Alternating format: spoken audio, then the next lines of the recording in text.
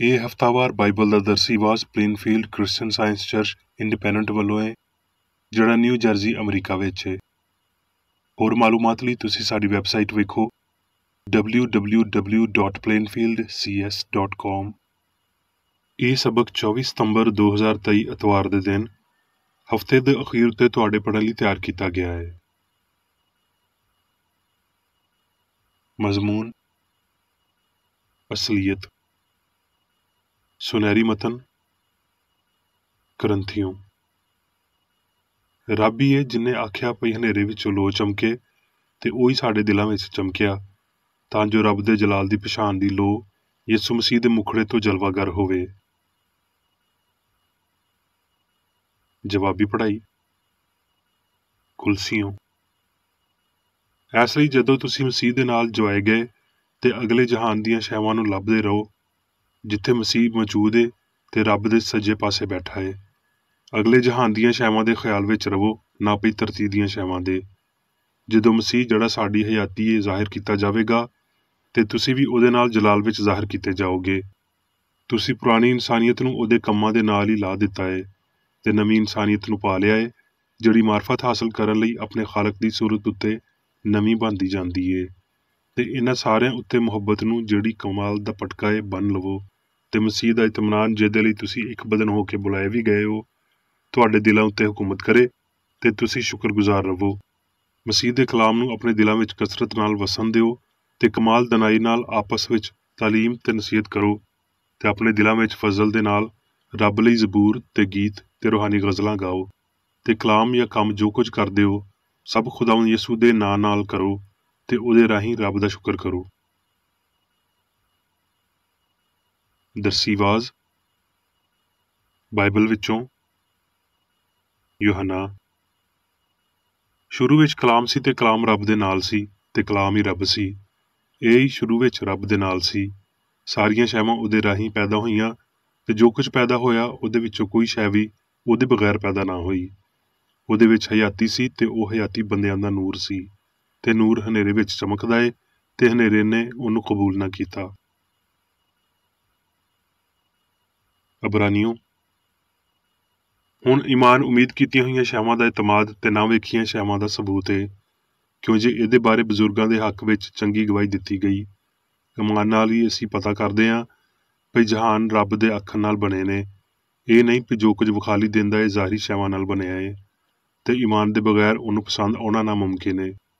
ਇਸ ਲਈ ਵੀ ਰੱਬ ਦੇ ਕੋਲ ਆਉਣ ਵਾਲੇ ਨੂੰ ਈਮਾਨ ਲਿਆਉਣਾ ਚਾਹੀਦਾ ਏ ਭਈ ਉਹ ਮੌਜੂਦ ਏ ਤੇ ਆਪਣੇ ਤਾਲਬਾਂ ਨੂੰ ਬਦਲਾ ਦਿੰਦਾ ਏ। ਮੱਤੀ। ਤੇ ਜਦੋਂ ਉਹ ਕੁਫਰਨਹੂਮ ਵਿੱਚ ਦਾਖਲ ਹੋਇਆ ਤੇ ਇੱਕ ਸੂਬੇਦਾਰ ਉਹਦੇ ਕੋਲ ਆਇਆ ਤੇ ਉਹਦੀ ਮਿੰਨਤ ਕਰਕੇ ਆਖਿਆ, ਐ ਖੁਦਾਵੰਦ, ਮੇਰਾ ਖਾਦਮ ਫਾਲਜ ਦਾ ਮਾਰਿਆ ਘਰ ਵਿੱਚ ਪਿਆ ਏ ਤੇ ਬਹੁਤ ਤਕਲੀਫ ਵਿੱਚ ਏ। ਉਹਨੇ ਉਹਨੂੰ ਆਖਿਆ, ਮੈਂ ਆ ਕੇ ਉਹਨੂੰ ਸ਼ਿਫਾ ਦੇਵਾਂਗਾ। ਸੂਬੇਦਾਰ ਨੇ ਜਵਾਬ ਵਿੱਚ ਆਖਿਆ, ਐ ਖੁਦਾਵੰਦ, ਮੈਂ ਇਸ ਲਾਇਕ ਨਹੀਂ ਕਿ ਤੂੰ ਮੇਰੀ ਛੱਤ ਦੇ ਹੇਠਾਂ ਆਵੇਂ, ਬਲਕਿ ਸਿਰਫ ਜ਼ੁਬਾਨ ਨਾਲ ਆਖ ਦੇ ਤੇ ਮੇਰਾ ਖਾਦਮ ਸ਼ਿਫਾ ਪਾ ਜਾਵੇਗਾ। ਕਿਉਂ ਜੇ ਮੈਂ ਵੀ ਦੂਜਿਆਂ ਦੇ ਇਖਤਿਆਰ ਵਿੱਚ ਵਾਂ ਤੇ ਸਿਪਾਹੀ ਮੇਰੇ ਮਤਹਿਤ ਨੇ। ਜਦੋਂ ਇੱਕ ਨੂੰ ਆਖਦਾ ਵਾਂ ਪਈ ਜਾ ਤੇ ਉਹ ਜਾਂਦਾ ਏ, ਤੇ ਦੂਜੇ ਨੂੰ ਪਈ ਆ ਤੇ ਉਹ ਆਉਂਦਾ ਏ, ਤੇ ਆਪਣੇ ਨੌਕਰ ਨੂੰ ਪਈ ਇਹ ਕਰ ਤੇ ਉਹ ਕਰਦਾ ਏ। ਯਿਸੂ ਇਹ ਸੁਣ ਕੇ ਹੈਰਾਨ ਹੋਇਆ ਤੇ ਮਗਰ ਆਉਣ ਵਾਲਿਆਂ ਨੂੰ ਆਖਿਆ, ਮੈਂ ਤੁਹਾਨੂੰ ਸੱਚ ਆਖਦਾ ਵਾਂ ਪਈ ਇਸਰਾਈਲ ਵਿੱਚ ਵੀ ਮੈਂ ਅਜਿਹਾ ਈਮਾਨ ਨਹੀਂ ਪਾਇਆ। ਤੇ ਯਿਸੂ ਨੇ ਸੂਬੇਦਾਰ ਨੂੰ ਆਖਿਆ, ਜਿਵੇਂ ਤੇਰਾ ਈਮਾਨ ਹੈ ਤੇਰੇ ਲਈ ਉਂਝ ਹੀ ਹੋਵੇ। ਤੇ ਉਸੇ ਵੇਲੇ ਖਾਦਮ ਨੇ ਸ਼ਿਫਾ ਪਾਈ। ਮਰਕਸ। ਜਿਹੜਾ ਈਮਾਨ ਲਿਆਵੇ ਤੇ ਬਪਤਿਸਮਾ ਲਵੇ ਉਹ ਮੁਕਤੀ ਪਾਵੇਗਾ, ਤੇ ਜਿਹੜਾ ਈਮਾਨ ਨਾ ਲਿਆਵੇ ਉਹ ਮੁਜਰਮ ਠਹਿਰਾਇਆ ਜਾਵੇਗਾ। ਤੇ ਈਮਾਨ ਲਿਆਉਣ ਵਾਲਿਆਂ ਦੇ ਵਿਚਾਲੇ ਇਹ ਮੁਅਜਜ਼ੇ ਹੋਣਗੇ, ਉਹ ਮੇਰੇ ਨਾਂ ਤੋਂ ਬਦਰੂਆਂ ਨੂੰ ਕੱਢਣਗੇ, ਨਵੀਆਂ ਨਵੀਆਂ ਬੋਲੀਆਂ ਬੋਲਣਗੇ, ਸੱਪਾਂ ਨੂੰ ਚੁੱਕ ਲੈਣਗੇ, ਤੇ ਜੇ ਕੋਈ ਮਾਰਨ ਵਾਲੀ ਸ਼ੈ ਪੀਣਗੇ ਤੇ ਉਹਨਾਂ ਨੂੰ ਕੋਈ ਨੁਕਸਾਨ ਨਹੀਂ ਹੋਵੇਗਾ। ਉਹ ਬਿਮਾਰਾਂ ਉੱਤੇ ਹੱਥ ਧਰਨਗੇ ਤੇ ਉਹ ਚੰਗੇ ਹੋ ਜਾਣਗੇ। ਕਰੰਥੀਓ। ਇਸ ਲਈ ਹੁਣ ਤੋਂ ਅਸੀਂ ਕਿਸੇ ਨੂੰ ਬਦਨ ਦੀ ਹੈਸੀਅਤ ਨਾਲ ਨਹੀਂ ਪਛਾਣਾਂਗੇ। ਹਾਂ, ਭਾਵੇਂ ਅਸੀਂ ਮਸੀਹ ਨੂੰ ਵੀ ਬਦਨ ਦੀ ਹੈਸੀਅਤ ਨਾਲ ਜਾਣਿਆ ਸੀ, ਪਰ ਹੁਣ ਤੋਂ ਨਹੀਂ ਜਾਣਾਂਗੇ। ਇਸ ਲਈ ਜੇ ਕੋਈ ਮਸੀਹ ਵਿੱਚ ਏ ਤੇ ਉਹ ਨਵਾਂ ਮਖਲੂਕ ਏ। ਪੁਰਾਣੀਆਂ ਸ਼ੈਵਾਂ ਜਾਂਦੀਆਂ ਰਹੀਆਂ, ਵੇਖੋ ਉਹ ਨਵੀਆਂ ਹੋ ਗਈਆਂ। ਤੇ ਸਾਰੀਆਂ ਸ਼ੈਵਾਂ ਰੱਬ ਵੱਲੋਂ ਨੇ, ਜਿਨਨੇ ਮਸੀਹ ਦੇ ਰਾਹੀਂ ਆਪਣੇ ਨਾਲ ਸਾਡਾ ਮੇਲ ਮਿਲਾਪ ਕਰ ਲਿਆ। ਮੁਕਾਸ਼ਫਾ। ਯਿਸੂ ਮਸੀਹ ਦਾ ਮੁਕਾਸ਼ਫਾ ਜਿਹੜਾ ਉਹਨੂੰ ਰੱਬ ਵੱਲੋਂ ਇਸ ਲਈ ਹੋਇਆ ਭਈ ਆਪਣੇ ਬੰਦਿਆਂ ਨੂੰ ਉਹ ਗੱਲਾਂ ਵਿਖਾਵੇ ਜਿਨ੍ਹਾਂ ਦਾ ਜਲਦ ਹੋਣਾ ਜ਼ਰੂਰ ਹੈ। ਮੁਕਾਸ਼ਫਾ। ਫਿਰ ਮੈਂ ਇੱਕ ਨਵਾਂ ਅਸਮਾਨ ਤੇ ਨਵੀਂ ਧਰਤੀ ਨੂੰ ਵੇਖਿਆ, ਕਿਉਂਜੇ ਪਹਿਲਾ ਅਸਮਾਨ ਤੇ ਪਹਿਲੀ ਧਰਤੀ ਜਾਂਦੀ ਰਹੀ ਸੀ ਤੇ ਸਮੁੰਦਰ ਵੀ ਨਾ ਰਿਹਾ। ਫਿਰ ਮੈਂ ਪਾਕ ਸ਼ਹਿਰ ਨਵੇਂ ਯਰੂਸ਼ਲਮ ਨੂੰ ਅਸਮਾਨ ਉੱਤੋਂ ਰੱਬ ਕੋਲੋਂ ਉਤਰਦਿਆਂ ਵੇਖਿਆ, ਤੇ ਉਹ ਉਸ ਵਹੁਟੀ ਤਰ੍ਹਾਂ ਸਜਾਇਆ ਹੋਇਆ ਸੀ ਜਿਹਨੇ ਆਪਣੇ ਸ਼ੌਹਰ ਲਈ ਸ਼ਿੰਗਾਰ ਕੀਤਾ ਹੋਵੇ। ਫਿਰ ਮੈਂ ਤਖਤ ਵਿੱਚੋਂ ਕਿਸੇ ਨੂੰ ਉੱਚੀ ਆਵਾਜ਼ ਨਾਲ ਇਹ ਆਖਦਿਆਂ ਸੁਣਿਆ ਭਈ ਵੇਖ, ਰੱਬ ਦਾ ਖੈਮਾ ਬੰਦਿਆਂ ਦੇ ਵਿਚਕਾਰ ਏ, ਤੇ ਉਹ ਉਹਨਾਂ ਦੇ ਨਾਲ ਸਕੂਨਤ ਕਰੇਗਾ, ਤੇ ਉਹ ਉਹਦੇ ਲੋਕ ਹੋਣਗੇ, ਤੇ ਰੱਬ ਆਪ ਉਹਨਾਂ ਦੇ ਨਾਲ ਰਵੇਗਾ ਤੇ ਉਹਨਾਂ ਦਾ ਰੱਬ ਹੋਵੇਗਾ, ਤੇ ਉਹ ਉਹਨਾਂ ਦੀਆਂ ਅੱਖੀਆਂ ਦੇ ਸਾਰੇ ਅਥਰੂ ਪੂੰਝ ਦੇਵੇਗਾ। ਇਹਦੇ ਤੋਂ ਬਾਅਦ ਨਾ ਮੌਤ ਰਵੇਗੀ ਤੇ ਨਾ ਵੈਨ ਰਵੇਗਾ, ਨਾ ਚੀਖੋ ਪੁਕਾਰ, ਨਾ ਭੀੜ। ਪਹਿਲੀਆਂ ਸ਼ੈਵਾਂ ਜਾਂਦੀਆਂ ਰਹੀਆਂ। ਤੇ ਜਿਹੜਾ ਤਖਤ ਉੱਤੇ ਬੈਠਿਆ ਸੀ ਉਹਨੇ ਆਖਿਆ, ਵੇਖ, ਮੈਂ ਸਾਰੀਆਂ ਸ਼ੈਵਾਂ ਨੂੰ ਨਵਾਂ ਬਣਾ ਦੇਣਾ ਵਾਂ। ਫਿਰ ਉਹਨੇ ਆਖਿਆ ਭਈ ਲਿਖ ਲੈ, ਕਿਉਂਜੇ ਇਹ ਗੱਲਾਂ ਸੱਚੀਆਂ ਤੇ ਬਰਹਕ ਨੇ। ਫਿਰ ਉਹਨੇ ਮੈਨੂੰ ਆਖਿਆ, ਇਹ ਗੱਲਾਂ ਪੂਰੀਆਂ ਹੋ ਗਈਆਂ। ਮੈਂ ਅਲਫਾ ਤੇ ਓਮੇਗਾ ਯਾਨੀ ਸ਼ੁਰੂ ਤੇ ਅਖੀਰ ਵਾਂ। ਮੈਂ ਦਰਿਆਏ ਨੂੰ ਹਯਾਤੀ ਦੇ ਪਾਣੀ ਦੇ ਚਸ਼ਮੇ ਤੋਂ ਮੁਫਤ ਪਿਲਾਵਾਂਗਾ। ਜਿਹੜਾ ਗਾਲਬ ਆਵੇ ਉਹੀ ਇਹਨਾਂ ਸ਼ੈਵਾਂ ਦਾ ਵਾਰਸ ਹੋਵੇਗਾ, ਤੇ ਮੈਂ ਉਹਦਾ ਰੱਬ ਹੋਵਾਂਗਾ ਤੇ ਉਹ ਮੇਰਾ ਪੁੱਤਰ ਹੋਵੇਗਾ। ਤੇ ਉਹ ਮੈਨੂੰ ਰੂਹ ਵਿੱਚ ਇੱਕ ਵੱਡੇ ਤੇ ਉੱਚੇ ਪਹਾੜ ਉੱਤੇ ਲੈ ਗਿਆ, ਤੇ ਪਾਕ ਸ਼ਹਿਰ ਯਰੂਸ਼ਲਮ ਨੂੰ ਅਸਮਾਨ ਤੋਂ ਰੱਬ ਦੇ ਕੋਲੋਂ ਉਤਰਦਿਆਂ ਵਿਖਾਇਆ। ਉਹਦੇ ਵਿੱਚ ਰੱਬ ਦਾ ਜਲਾਲ ਸੀ, ਤੇ ਮੈਂ ਉਹਦੇ ਵਿੱਚ ਕੋਈ ਮਕਦਸ ਨਾ ਵੇਖਿਆ, ਇਸ ਲਈ ਵੀ ਖੁਦਾਵੰਦ ਰੱਬ ਕਾਦਰ ਮੁਤਲਕ ਤੇ ਬਰਰਾ ਉਹਦੇ ਮਕਦਸ ਨੇ। ਤੇ ਉਸ ਸ਼ਹਿਰ ਵਿੱਚ ਸੂਰਜ ਤੇ ਚੰਨ ਦੀ ਲੋਅ ਦੀ ਕੋਈ ਲੋੜ ਨਹੀਂ, ਕਿਉਂਜੇ ਰੱਬ ਦੇ ਜਲਾਲ ਨੇ ਉਹਨੂੰ ਰੌਸ਼ਨ ਕੀਤਾ ਹੋਇਆ ਏ, ਤੇ ਬਰਰਾ ਉਹਦਾ ਚਿਰਾਗ ਏ। ਤੇ ਕੌਮਾਂ ਉਹਦੀ ਲੋਅ ਵਿੱਚ ਚੱਲਣ ਫਿਰਨਗੀਆਂ, ਤੇ ਧਰਤੀ ਦੇ ਬਾਦਸ਼ਾਹ ਆਪਣੀ ਸ਼ਾਨ ਸ਼ੌਕਤ ਦਾ ਸਮਾਨ ਉਹਦੇ ਵਿੱਚ ਲਿਆਉਣਗੇ। ਤੇ ਉਹਦੇ ਬੂਹੇ ਦਿਨ ਨੂੰ ਬਿਲਕੁਲ ਬੰਦ ਨਾ ਹੋਣਗੇ, ਤੇ ਉੱਥੇ ਰਾਤ ਨਾ ਹੋਵੇਗੀ। ਤੇ ਲੋਕੀ ਕੌਮਾਂ ਦੀ ਸ਼ਾਨ ਸ਼ੌਕਤ ਤੇ ਇੱਜ਼ਤ ਦਾ ਸਮਾਨ ਉਹਦੇ ਵਿੱਚ ਲਿਆਉਣਗੇ। ਤੇ ਉਹਦੇ ਵਿੱਚ ਕੋਈ ਨਾਪਾਕ ਸ਼ੈ ਜਾਂ ਕੋਈ ਬੰਦਾ ਜਿਹੜਾ ਭੈੜੇ ਕੰਮ ਕਰਦਾ ਜਾਂ ਝੂਠੀਆਂ ਗੱਲਾਂ ਕਰਦਾ ਏ ਬਿਲਕੁਲ ਨਾ ਵੜੇਗਾ, ਪਰ ਉਹ ਹੀ ਵੜਨਗੇ ਜਿਨ੍ਹਾਂ ਦੇ ਨਾਮ ਬਰਰੇ ਦੀ ਹਯਾਤੀ ਦੀ ਕਿਤਾਬ ਵਿੱਚ ਲਿਖੇ ਹੋਏ ਨੇ। ਮੁਕਾਸ਼ਫਾ। ਫਿਰ ਉਹਨੇ ਮੈਨੂੰ ਬਲੂਰ ਵਾਂਗਰ ਚਮਕਦਾ ਹੋਇਆ ਹਯਾਤੀ ਦੇ ਪਾਣੀ ਦਾ ਇੱਕ ਦਰਿਆ ਵਿਖਾਇਆ, ਜਿਹੜਾ ਰੱਬ ਤੇ ਬਰਰੇ ਦੇ ਤਖਤ ਵਿੱਚੋਂ ਨਿਕਲ ਕੇ ਉਸ ਸ਼ਹਿਰ ਦੀ ਸੜਕ ਦੇ ਵਿੱਚ ਵਗਦਾ ਸੀ। ਤੇ ਦਰਿਆ ਦੇ ਆਰ ਪਾਰ ਹਯਾਤੀ ਦਾ ਰੁੱਖ ਸੀ। ਉਹਦੇ ਉੱਤੇ 12 ਤਰ੍ਹਾਂ ਦੇ ਫਲ ਲੱਗਦੇ ਸੀ, ਤੇ ਹਰ ਮਹੀਨੇ ਵਿੱਚ ਉਹ ਫਲ ਦਿੰਦਾ ਸੀ। ਤੇ ਉਸ ਰੁੱਖ ਦੇ ਪੱਤਿਆਂ ਨਾਲ ਕੌਮਾਂ ਨੂੰ ਸ਼ਿਫਾ ਹੁੰਦੀ ਸੀ। ਤੇ ਫਿਰ ਲਾਨਤ ਨਾ ਹੋਵੇਗੀ, ਤੇ ਰੱਬ ਤੇ ਬਰਰੇ ਦਾ ਤਖਤ ਉਸ ਸ਼ਹਿਰ ਵਿੱਚ ਹੋਵੇਗਾ, ਤੇ ਉਹਦੇ ਬੰਦੇ ਉਹਦੀ ਇਬਾਦਤ ਕਰਨਗੇ, ਤੇ ਉਹ ਉਹਦਾ ਮੂੰਹ ਵੇਖਣਗੇ, ਤੇ ਉਹਦਾ ਨਾਂ ਉਹਨਾਂ ਦੇ ਮੱਥਿਆਂ ਉੱਤੇ ਲਿਖਿਆ ਹੋਇਆ ਹੋਵੇਗਾ। ਤੇ ਫਿਰ ਰਾਤ ਨਾ ਹੋਵੇਗੀ, ਤੇ ਉਹ ਚਿਰਾਗ ਤੇ ਸੂਰਜ ਦੀ ਲੋਅ ਦੇ ਮੁਤਾਜ ਨਾ ਹੋਣਗੇ, ਕਿਉਂ ਜੇ ਖੁਦਾਵੰਦ ਰੱਬ ਉਹਨਾਂ ਨੂੰ ਰੌਸ਼ਨ ਕਰੇਗਾ, ਤੇ ਉਹ ਹਮੇਸ਼ਾ ਤਿਕਰ ਬਾਦਸ਼ਾਹੀ ਕਰਨਗੇ। ਮੈਂ ਯਿਸੂ ਨੇ ਆਪਣਾ ਫਰਿਸ਼ਤਾ ਇਸ ਲਈ ਘੱਲਿਆ ਭਈ ਕਲੀਸਿਆਵਾਂ ਦੇ ਬਾਰੇ ਵਿੱਚ ਤੁਹਾਡੇ ਅੱਗੇ ਇਹਨਾਂ ਗੱਲਾਂ ਦੀ ਗਵਾਹੀ ਦੇਵੇ। ਮੈਂ ਦਾਊਦ ਦੀ ਅਸਲ ਤੇ ਨਸਲ ਤੇ ਸੁਬਹ ਦਾ ਚਮਕਦਾ ਹੋਇਆ ਤਾਰਾ ਵਾਂ। ਹੁਣ ਮੈਂ ਮੇਰੀ ਬੇਕਰ ਰੈਡੀ ਦੀ ਲਿਖੀ ਹੋਈ ਕ੍ਰਿਸਚਨ ਸਾਇੰਸ ਦੀ ਦਰਸੀ ਕਿਤਾਬ ਸਾਇੰਸ ਤੇ ਸਿਹਤ ਆਇਤਾਂ ਦੀ ਕੁੰਜੀ ਦੇ ਨਾਲ ਵਿੱਚੋਂ ਲਈਆਂ ਹੋਈਆਂ ਲਿਖਾਈਆਂ ਪੜਾਂਗਾ। ਸਾਇੰਸ ਤੇ ਸਿਹਤ। ਰੱਬ ਤੇ ਉਹਦੀ ਤਖਲੀਕ ਵਿੱਚ ਪਾਈ ਜਾਣ ਵਾਲੀ ਸਾਰੀ ਅਸਲੀਅਤ ਹਮਾਹੰਗ ਤੇ ਅਬਦੀ ਏ। ਜੋ ਕੁਝ ਉਹ ਬਣਾਉਂਦਾ ਏ ਚੰਗਾ ਬਣਾਉਂਦਾ ਏ, ਤੇ ਜੋ ਕੁਝ ਬਣਿਆ ਏ ਉਹਨੇ ਹੀ ਬਣਾਇਆ ਏ। ਰੱਬ ਅਸਲੀਅਤ ਦੀਆਂ ਸਾਰੀਆਂ ਸ਼ਕਲਾਂ ਬਣਾਉਂਦਾ ਏ, ਉਹਦੇ ਖਿਆਲ ਰੂਹਾਨੀ ਹਕੀਕਤਾਂ ਨੇ। ਹਸਤੀ ਦੀ ਅਸਲੀਅਤ ਤੇ ਤਰਤੀਬ ਨੂੰ ਉਹਦੀ ਸਾਇੰਸ ਵਿੱਚ ਫੜਨ ਲਈ ਉਹ ਸਭ ਕੁਝ ਜਿਹੜਾ ਅਸਲੀ ਏ ਉਹਦੇ ਇਲਾਹੀ ਅਸੂਲ ਦੇ ਤੌਰ ਤੇ ਤੁਹਾਨੂੰ ਰੱਬ ਦਾ ਤਸੱਵੁਰ ਕਰਨਾ ਸ਼ੁਰੂ ਕਰਨਾ ਚਾਹੀਦਾ ਏ। ਰੂਹ, ਹਯਾਤੀ, ਸੱਚਾਈ, ਪਿਆਰ, ਯਕਸਾਨੀਅਤ ਵਿੱਚ ਜੁੜ ਜਾਂਦੇ ਨੇ, ਤੇ ਇਹ ਸਾਰੇ ਰੱਬ ਦੇ ਰੂਹਾਨੀ ਨਾਂ ਨੇ। ਸਾਰਾ ਕੁਝ ਮਵਾਦ, ਜ਼ਹਾਨਤ, ਹਿਕਮਤ, ਹਸਤੀ, ਲਾਫਾਨੀਅਤ, ਵਜ੍ਹਾ ਤੇ ਅਸਰ ਰੱਬ ਨਾਲ ਤਾਲੁਕ ਰੱਖਦੇ ਨੇ। ਇਹ ਉਹਦੀਆਂ ਖਸਲਤਾਂ ਨੇ, ਯਾਨੀ ਲਾਮਤਨਾਹੀ ਇਲਾਹੀ ਅਸੂਲ, ਪਿਆਰ ਦੇ ਅਬਦੀ ਇਜ਼ਹਾਰ। ਕੋਈ ਹਿਕਮਤ ਸਿਆਣੀ ਨਹੀਂ ਸਿਵਾਏ ਉਹਦੀ ਹਿਕਮਤ ਦੇ, ਕੋਈ ਸੱਚਾਈ ਸੱਚੀ ਨਹੀਂ, ਕੋਈ ਮੁਹੱਬਤ ਪਿਆਰੀ ਨਹੀਂ, ਕੋਈ ਹਯਾਤੀ ਹਯਾਤੀ ਨਹੀਂ ਸਿਵਾਏ ਇਲਾਹੀ ਦੇ, ਕੋਈ ਚੰਗਾ ਨਹੀਂ ਸਿਵਾਏ ਉਹਦੇ ਜਿਹੜੀ ਰੱਬ ਦਿੰਦਾ ਏ। ਇੱਥੇ ਬਸ ਇੱਕ ਬੁਨਿਆਦੀ ਵਜ੍ਹਾ ਏ, ਇਸ ਲਈ ਕਿਸੇ ਹੋਰ ਵਜ੍ਹਾ ਦਾ ਕੋਈ ਅਸਰ ਨਹੀਂ ਹੋ ਸਕਦਾ, ਤੇ ਇੱਥੇ ਸਿਫਰ ਵਿੱਚ ਕੋਈ ਅਸਲੀਅਤ ਨਹੀਂ ਹੋ ਸਕਦੀ ਜਿਹੜੀ ਇਸ ਆਲਾ ਤੇ ਕੱਲੀ ਵਜ੍ਹਾ ਤੋਂ ਮਾਖੂਜ਼ ਨਹੀਂ ਹੋ ਸਕਦੀ। ਪਾਪ, ਬਿਮਾਰੀ ਤੇ ਮੌਤ ਹਸਤੀ ਦੀ ਸਾਇੰਸ ਨਾਲ ਤਾਲੁਕ ਨਹੀਂ ਰੱਖਦੇ। ਇਹ ਗਲਤੀਆਂ ਨੇ ਜਿਹੜੀਆਂ ਸੱਚਾਈ, ਹਯਾਤੀ ਜਾਂ ਪਿਆਰ ਦਾ ਟੇਵਾ ਲਾਉਂਦੀਆਂ ਨੇ। रूहानी असलीयत सारियां शैवां विच साइंसी सच्चाई है। रूहानी सच्चाई इंसान ते पूरी कायनात दे अमल विच दोहराई जाण नाल हम आहंग ते सच्चाई लई मिसाली है। रूहानी असलीयतां उलट नहीं, मुखालफत जिहड़ी रूहानियत दे नाल कोई मुमासलत नहीं रखदी, असली नहीं है। रबियां दी रवायत ने आख्या, ਉਹ ਬੰਦਾ ਜਿਹੜਾ ਇੱਕ ਅਕੀਦਾ ਯਾਨੀ ਮਜ਼ਬੂਤ ਈਮਾਨ ਰੱਖਦਾ ਏ, ਉਹਦੇ ਅੰਦਰ ਪਾਕ ਰੂਹ ਵਸਦਾ ਏ। ਪਾਕ ਕਲਾਮ ਵਿੱਚ ਐਸ ਕਲਾਮ ਦੀ ਸ਼ਦੀਦ ਮਜ਼ਮਤ ਪਾਈ ਜਾਂਦੀ ਏ। ਈਮਾਨ ਬਗੈਰ ਕੰਮਾਂ ਦੇ ਮੁਰਦਾ ਏ। ਈਮਾਨ ਜੇ ਇਹ ਬਸ ਅਕੀਦਾ ਏ ਤੇ ਇਹ ਕਿਸੇ ਸ਼ੈ ਦੇ ਹੋਣ ਜਾਂ ਨਾ ਹੋਣ ਦੇ ਵਿਚਾਲੇ ਹਿੱਲਣ ਵਾਲਾ ਇੱਕ ਪੈਂਡੂਲਮ ਏ, ਜਿਹਦੇ ਵਿੱਚ ਕੋਈ ਠਹਿਰਾਵ ਨਹੀਂ। ਈਮਾਨ ਰੂਹਾਨੀ ਸਮਝ ਵੱਲ ਗਾਮਜ਼ਨ ਉਹ ਸਬੂਤ ਏ ਜਿਹੜਾ ਰੂਹ ਤੋਂ ਹਾਸਲ ਕੀਤਾ ਗਿਆ ਹੋਵੇ, ਜਿਹੜਾ ਹਰ ਕਿਸਮ ਦੇ ਪਾਪ ਦੀ ਮਜ਼ਮਤ ਕਰਦਾ ਤੇ ਰੱਬ ਦੇ ਦਾਅਵਿਆਂ ਨੂੰ ਕਾਇਮ ਬਖਸ਼ਦਾ ਏ।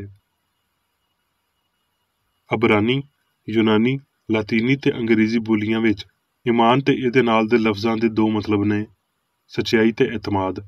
ਈਮਾਨ ਦੀ ਇੱਕ ਕਿਸਮ ਦੂਜਿਆਂ ਦੀ ਭਲਾਈ ਲਈ ਕਿਸੇ ਬੰਦੇ ਉੱਤੇ ਭਰੋਸਾ ਕਰਦੀ ਏ। ਈਮਾਨ ਦੀ ਦੂਜੀ ਕਿਸਮ ਇਲਾਹੀ ਮੁਹੱਬਤ ਤੇ ਇਸ ਗੱਲ ਦੀ ਸਮਝ ਰੱਖਦੀ ਏ ਕਿ ਕਿਸੇ ਬੰਦੇ ਨੇ ਬਗੈਰ ਡਰੇ ਆਪ ਆਪਣੀ ਮੁਕਤੀ ਲਈ ਕੰਮ ਕਿਵੇਂ ਕਰਨਾ ਏ। ਐ ਖੁਦਾਵੰਦ, ਮੈਂ ਈਮਾਨ ਰੱਖਦਾ ਵਾਂ, ਤੂੰ ਮੇਰੀ ਬੇਇਤਕਾਦੀ ਦਾ ਇਲਾਜ ਕਰ। ਇਹ ਗੱਲ ਅੰਨੇ ਭਰੋਸੇ ਦੀ ਬੇਬਸੀ ਨੂੰ ਜ਼ਾਹਿਰ ਕਰਦੀ ਏ, ਜਦ ਕਿ ਇਹ ਹੁਕਮ ਭਈ ਈਮਾਨ ਰੱਖ ਤੇ ਤੂੰ ਮੁਕਤੀ ਪਾਵੇਂਗਾ ਇੱਕ ਖੁਦਮੁਖਤਾਰ ਭਰੋਸੇ ਦੀ ਮੰਗ ਕਰਦਾ ਏ, ਜਿਹਦੇ ਵਿੱਚ ਰੂਹਾਨੀ ਫਹਿਮ ਸ਼ਾਮਲ ਹੁੰਦਾ ਏ ਤੇ ਇਹ ਸਾਰੀਆਂ ਗੱਲਾਂ ਦਾ ਰੱਬ ਦੇ ਸਾਹਮਣੇ ਇਤਰਾਫ ਕਰਦਾ ਏ।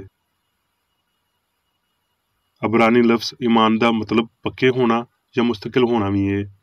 ਇਹ ਯਕੀਨਨ ਸੱਚਾਈ ਤੇ ਪਿਆਰ ਦੇ ਸਮਝੇ ਜਾਣ ਤੇ ਉਹਦੇ ਉੱਤੇ ਅਮਲ ਪੈਰਾ ਹੋਣ ਉੱਤੇ ਵੀ ਲਾਗੂ ਹੁੰਦਾ ਏ।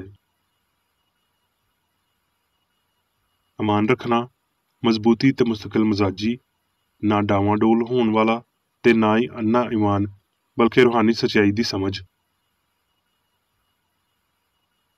ਬਾਈਬਲ ਵਾਜ਼ਾ ਕਰਦੀ ਏ, ਸਾਰੀਆਂ ਸ਼ੈਵਾਂ ਉਹਦੇ ਇਲਾਹੀ ਕਲਾਮ ਦੇ ਰਾਹੀਂ ਪੈਦਾ ਹੋਈਆਂ ਤੇ ਜੋ ਕੁਝ ਵੀ ਪੈਦਾ ਹੋਇਆ ਏ ਉਹਦੇ ਵਿੱਚੋਂ ਕੋਈ ਸ਼ੈ ਵੀ ਉਹਦੇ ਬਗੈਰ ਪੈਦਾ ਨਾ ਹੋਈ। ਇਹ ਇਲਾਹੀ ਸਾਇੰਸ ਦੀ ਹਮੇਸ਼ਾ ਦੀ ਅਸਲੀਅਤ ਏ। ਜੇ ਪਾਪ, ਬਿਮਾਰੀ ਤੇ ਮੌਤ ਨੂੰ ਅਦਮ ਦੇ ਤੌਰ ਤੇ ਸਮਝਿਆ ਜਾਵੇ ਤੇ ਉਹ ਗਾਇਬ ਹੋ ਜਾਣਗੇ, ਜਿਵੇਂ ਬੁਖਾਰਾਤ ਸੂਰਜ ਦੇ ਅੱਗੇ ਪਿਘਲ ਜਾਂਦੇ ਨੇ। ਇਸੇ ਤਰ੍ਹਾਂ ਬਦੀ ਚੰਗਿਆਈ ਦੀ ਅਸਲੀਅਤ ਦੇ ਸਾਹਮਣੇ ਗਾਇਬ ਹੋ ਜਾਵੇਗੀ। ਇੱਕ ਨੇ ਦੂਜੀ ਨੂੰ ਲਾਜ਼ਮੀ ਲੁਕੋ ਦੇਣਾ ਏ ਤੇ ਫਿਰ ਚੰਗਿਆਈ ਨੂੰ ਅਸਲੀਅਤ ਦੇ ਤੌਰ ਤੇ ਚੁਣਨਾ ਕਿੰਨਾ ਆਮ ਏ। ਇਨਸਾਨ ਰੱਬ ਯਾਨੀ ਰੂਹ ਦਾ ਮਾਵਨ ਏ, ਹੋਰ ਕਿਸੇ ਦਾ ਨਹੀਂ। ਰੱਬ ਦਾ ਹੋਣਾ ਲਾਮੁਤਨਾਹੀ, ਆਜ਼ਾਦੀ, ਹਮਾਂਗੀ ਤੇ ਬਹੁਤ ਜ਼ਿਆਦਾ ਸਕੂਨ ਦਾ ਹੋਣਾ ਏ। ਜਿੱਥੇ ਕਿਤੇ ਰੱਬ ਦਾ ਰੂਹ ਏ, ਉੱਥੇ ਆਜ਼ਾਦੀ ਏ।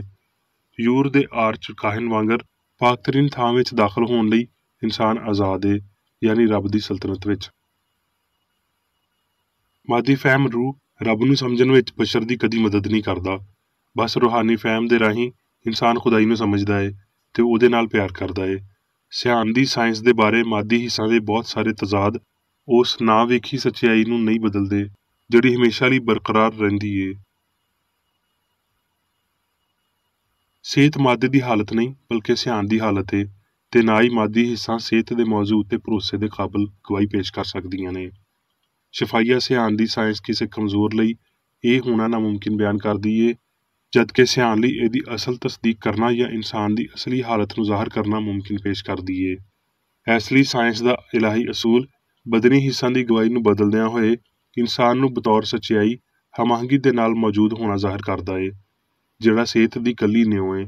ਤੇ ਇੰਜ ਸਾਇੰਸ ਸਾਰੀ ਬਿਮਾਰੀ ਤੋਂ ਇਨਕਾਰ ਕਰਦੀ, ਬਿਮਾਰ ਨੂੰ ਸ਼ਫਾ ਦਿੰਦੀ, ਝੂਠੀ ਗਵਾਹੀ ਨੂੰ ਬਰਬਾਦ ਕਰਦੀ ਤੇ ਮਾਦੀ ਮੰਤਕ ਦੀ ਤਰਦੀਦ ਕਰਦੀ ਏ।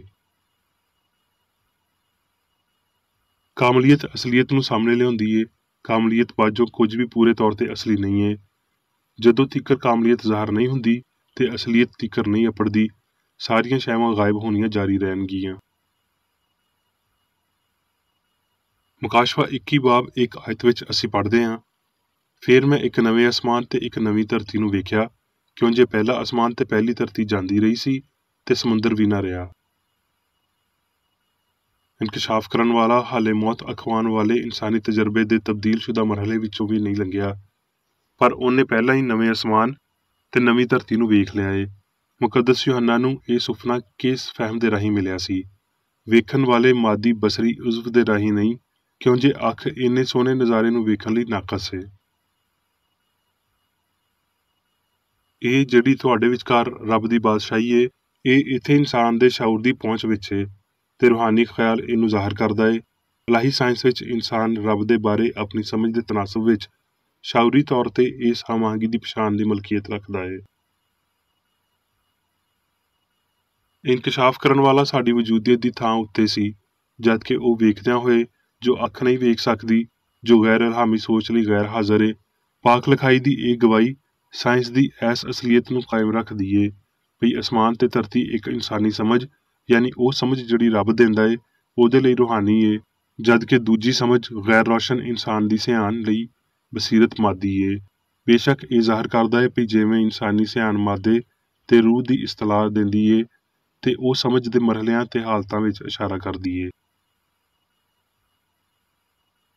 ਪਾਕ ਸ਼ਹਿਰ ਜਿਹਦਾ ਜ਼ਿਕਰ ਮੁਕਾਸ਼ਫਾ 21 ਬਾਬ 16 ਆਇਤ ਵਿੱਚ ਇੰਜ ਹੋਇਆ ਹੈ ਵੀ ਜਿਹੜਾ ਚਕੋਰ ਬਣਿਆ ਹੋਇਆ ਸੀ ਤੇ ਉਹ ਜਿਹੜਾ ਅਸਮਾਨ ਉੱਤੋਂ ਰੱਬ ਦੇ ਕੋਲੋਂ ਉਤਰਿਆ ਸੀ, ਇਲਾਹੀ ਸਾਇੰਸ ਦੀ ਲੋਹ ਤੇ ਜਲਾਲ ਦੀ ਨੁਮਾਇੰਦਗੀ ਕਰਦਾ ਹੈ।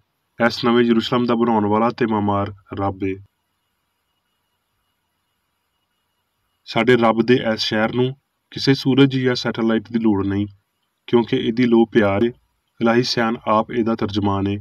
ਉਹ ਸਾਰੇ ਜਿਨ੍ਹਾਂ ਨੂੰ ਮੁਕਤੀ ਮਿਲੀ ਹੋਈ ਏ ਉਹਨਾਂ ਨੂੰ ਇਸ ਲੋਹ ਵਿੱਚ ਜ਼ਰੂਰ ਟੁਰਨਾ ਚਾਹੀਦਾ ਏ।